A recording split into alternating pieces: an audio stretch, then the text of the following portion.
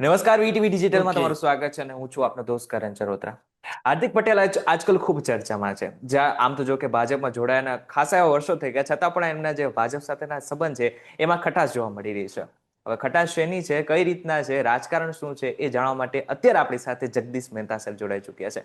જગદીશભાઈ, VTV ડિજિટલમાં સૌથી પહેલા તો તમારું સ્વાગત છે. નમસ્કાર.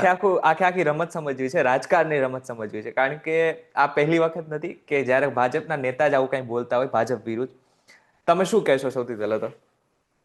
જુઓ, પેલા તો આપણા દર્શકોને બધાને આખો ડખો સમજાઈ જાય એટલે પેલા વાત કરું. અમદાવાદ થી 65 કિલોમીટર દૂર આવેલી આ વિરમગામની આખી વાયા વિરમગામની વાતો છે.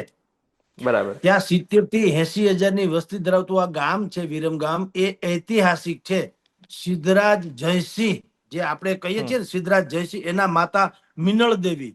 મિનળ હમ દેવીએ અહીંયા એક જેને અર્ધ સહસ્ત્ર લિંગ એવું કહી શકાય એવું એક સરોવર બનાવેલ છે, મુનસર તળાવ. એ તળાવની બરાબર. ફરતે 350-400 જેટલા તો મંદિરો છે.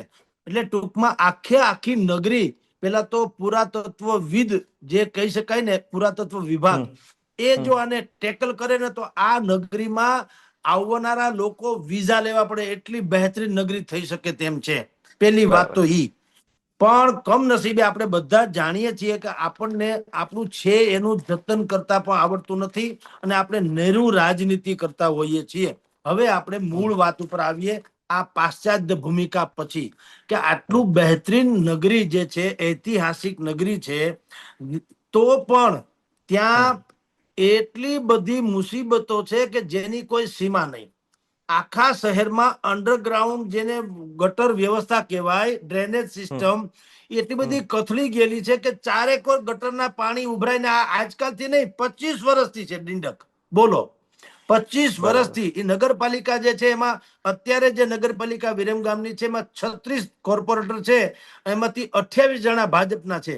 પણ હરામ બરોબર આ બકરાની લીંડી જેવું, કોઈ એકબીજામાં હપ નથી. બધા છૂટા છૂટા રખડે છે. અને મોટા ભાગે શું ડખો છે, કારણ કે અહીંયા હાર્દિક પટેલ જીત્યા છે. હવે હમ હાર્દિક પટેલનો રુતબો એવો છે કે એને સીધા ગાંધીનગરના છેડા છે એવું બધાને માને છે.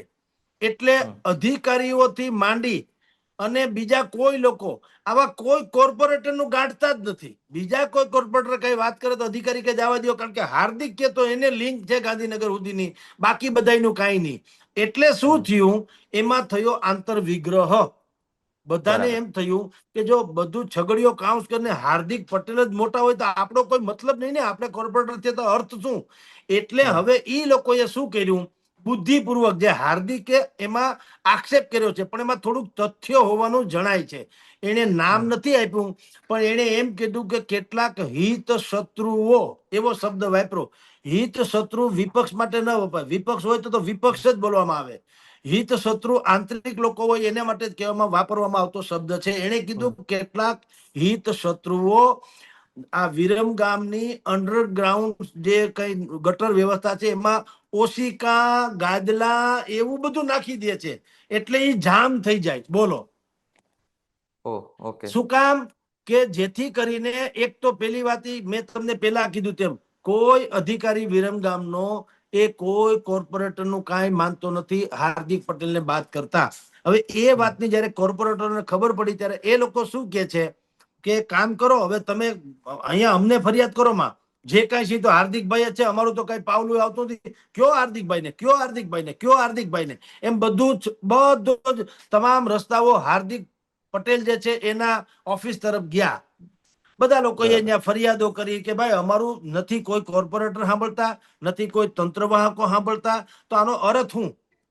હમ આ વિરમગામ નગરપાલિકા 2011 ની વસ્તી ગણતરીના આધારે અત્યારે બ વર્ગમાં છે. ખરેખર અ વર્ગમાં હોવી જોઈએ, પણ એ બ બરાબર. વર્ગમાં હજી અમને ખેંચે જાય. એટલે હું કે ધારી કોઈ ગ્રાન્ટ મળે નહીં. આ ભાઈ હમ હાર્દિક પટેલે થોડીક મહેનત કરી તો શું હમ થયું, એને હમ 150 કરોડ રૂપિયા મંજૂર કરાવડાવ્યા સ્પેશિયલ કેસ તરીકે. 150 કરોડ વિવિધ પ્રકારના કામો માટે થઈને.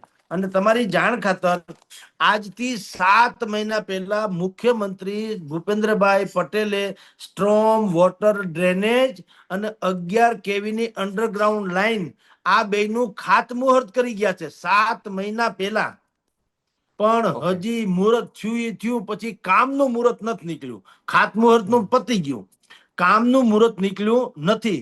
હાર્દિક પટેલના નામે 2-3 કામ બોલે છે કે ભાઈ ટાવરની બહુ ન્યા વાત છે, ટાવર બંધ છે, ટાવર બંધ છે, ટાવર બનાવો, ટાવર બનાવી દીધું. થોડી કઈ નવી લાઇબ્રેરીની જરૂર, લાઇબ્રેરી બનાવી, પણ એ ધારાસભ્ય લેવલના કામ છે.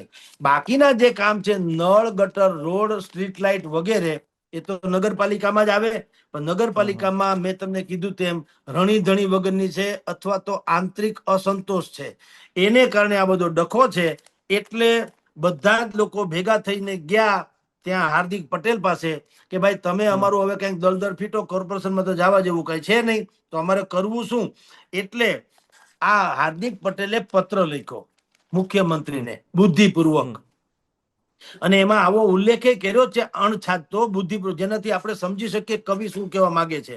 એને એમ કીધું કે ભાઈ આવો ડખો છે, અંદરો અંદર માથાકૂટ છે, કોઈ કામ કરતું નથી, અને હું ધારાસભ્ય છું, ભલે જે શિકાયતો છે એ નગરપાલિકાની છે, પણ હું છું ધારાસભ્ય, એટલે બધા મારી પાસે આવે છે કે ભાઈ તમે કોઈ પણ હિસાબે આ કામ કરાવડાવો, તો હવે મારે કરવું શું? એટલે ધારાસભ્ય કે લોક પ્રતિનિધિ છું, અને સમસ્યા એટલી બધી વિકટ થઈ ગઈ છે કે લોકોને હવે ઉપવાસ આંદોલન ઉપર ઉતરવાની નોબત આવી છે. મને એમ કે ઘણા બધા કહી ગયા, અને જો એ ઉપવાસ આંદોલન ઉપર ઉતરશે તો લોક પ્રતિનિધિ તરીકે મારે પણ જનતાનો સાથ આપવો પડશે, એટલે કે મારે પણ ઉપવાસ આંદોલન કરવું પડશે.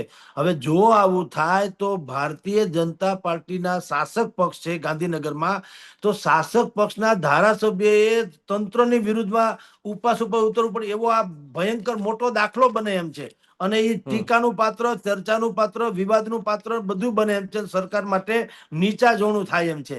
એટલે એને ઈ પત્ર લખ્યો, ત્યાર પછી સરકાર સફાળી જાગી, એને 2-4 જણાની ટીમને મોકલી, તથાકથિત સર્વે કરાવ્યું, 1-2 જણાની ક્યાંક બદલી પણ ઇન્ટરનલ લેવલે મહાપાલિકામાં થઈ છે, અને હવે કાગજી કાર્યવાહી થઈ છે, હજી ગ્રાસરૂટ લેવલની બાકી.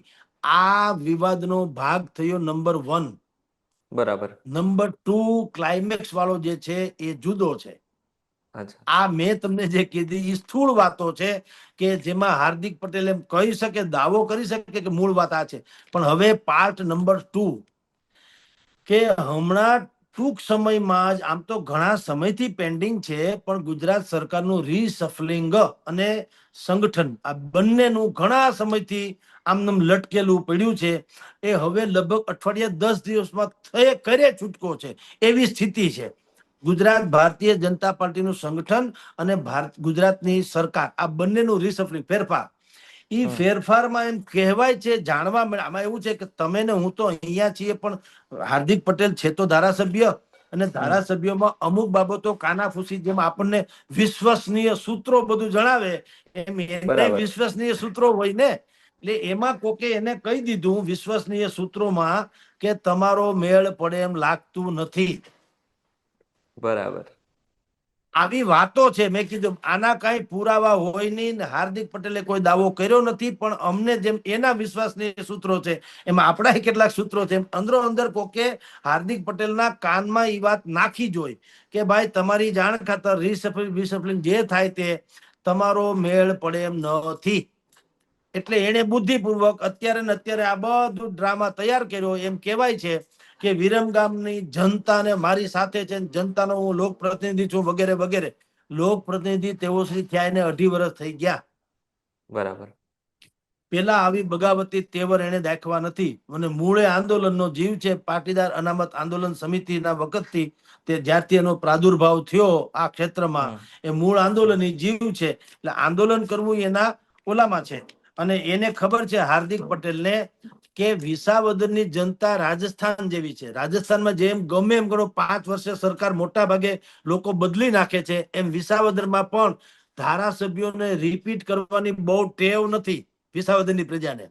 તમને કહી દઉં કરણભાઈ, વજુભાઈ બરાબર. ડોડિયા, કમાભાઈ રાઠોડ, તેજશ્રીબેન પટેલ, પ્રાગજીભાઈ પટેલ, લાખાભાઈ ભરવાડ, અહીંયા સુધીના નેતાઓની કેરિયર આપણી સામે છે કે કોઈ દિવસ કોઈ રિપીટ થયા નથી, બદલાણા, રિપીટ નથી થયા.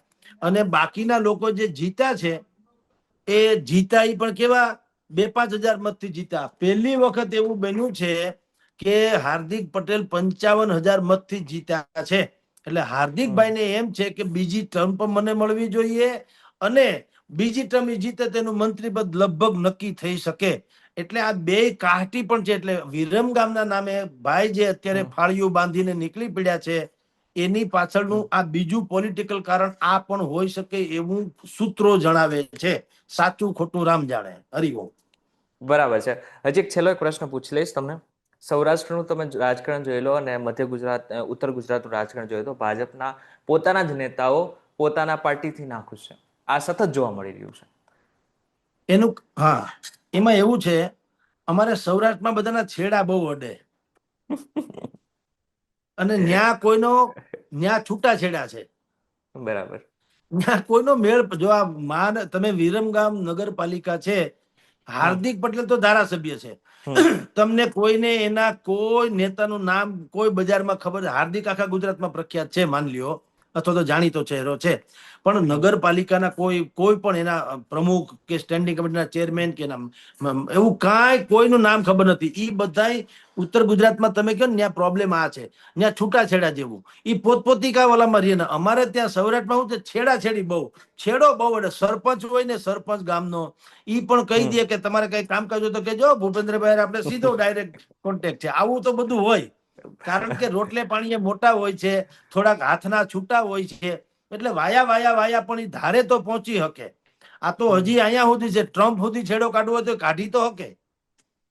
બરાબર કઈ ટ્રમ્પ બરાબર ને બરાબર. લગતું કામ હોય તો મને કહેજો. ન્યા સુધીની વાતો કરી નાખે એમ છે ને, છેડા અડાડે તો નીકળે ખરા. અહીંથી અમેરિકા આપણો કોક ગયા હોય એનઆરઆઈ, જેને અત્યારે આપણે એનઆરઆઈ કહીએ, પણ અમેરિકા તો હોય. હવે ન્યા ગયા હોય ઈ પાછા ન્યાના કોક આપણા એનઆરઆઈ જે કોઈ અધિકારી હોય એને ઓળખતા હોય. ઓળખાણ તો મોટી ખાણ છે. એટલે સૌરાષ્ટ્રમાં આ ખાણનો બહુ ઉપયોગ થાય, ઓળખાણનો. અને ત્યાં અળખામણી વાતો છે, અહીંયા ઓળખામણી, ત્યાં અળખામણી. એકબીજાની વિરુદ્ધમાં થાય, ટાટિયા ખેંચી લો. હાર્દિક પટેલ નું હાલે છે તો અમારું કેમ નહીં, એટલે ઉત્તર ગુજરાતમાં થોડોક ડખો છે.